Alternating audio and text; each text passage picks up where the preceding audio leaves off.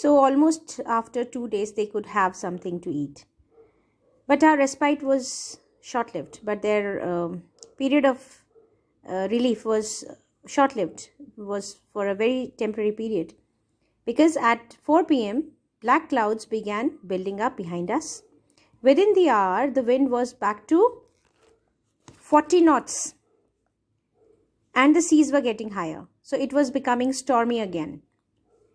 The weather continued to deteriorate throughout the night. And it was deteriorating. That means it was, getting from bad to worse throughout the night. And by dawn, early morning on January 5, our situation was again desperate. Situation was extremely bad. When I went in to comfort the children, John, his son, "Daddy, are we going to die?" I tried to assure him that we could make it. So he tried to assure his child that everything would be fine. He just wanted to give some surety to them. But before he could say that, the son said, "But Daddy," he went on, "we aren't afraid of dying if we can all be together, you and Mummy, Sue and I." He showed his courage by giving this bold remark that he was not afraid of dying if they were all together. I could find no words with which to respond. He could find no words to give reply to his son, to give him surety about anything. But I left the children's cabin determined to fight the sea. But that remark of his, the solidarity of the children and their fearlessness in the face of death, made him more determined to further the steps of survival. He was more determined to fight the sea with everything he had. To protect the weakened starboard side, I decided to heave to with the undamaged port hull facing the oncoming waves using an improvised sea anchor of heavy nylon rope and two 22-liter plastic barrels of paraffin.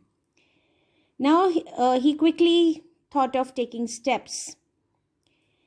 And he first of all thought of protecting the weakened starboard side, which had got totally damaged.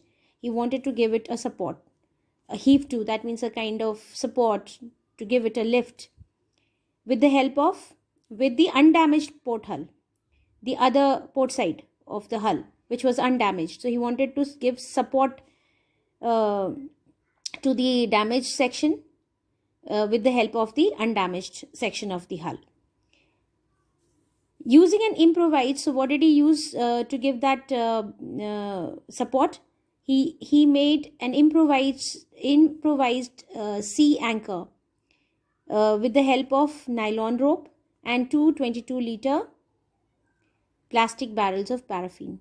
So he took all these things and he made some kind of arrangement, a kind of anchor or something, to give the support to the weakened starboard so that it doesn't break off with the oncoming waves.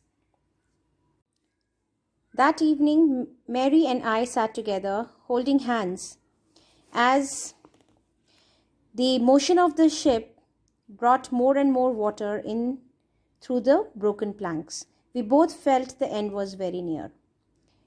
On one hand, the children were not frightened at all. They had not lost any hope, and they were showing courage and bravery.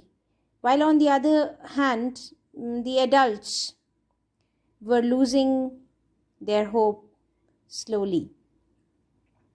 So he sat with his wife that evening, holding hands, and the condition of the ship was not good.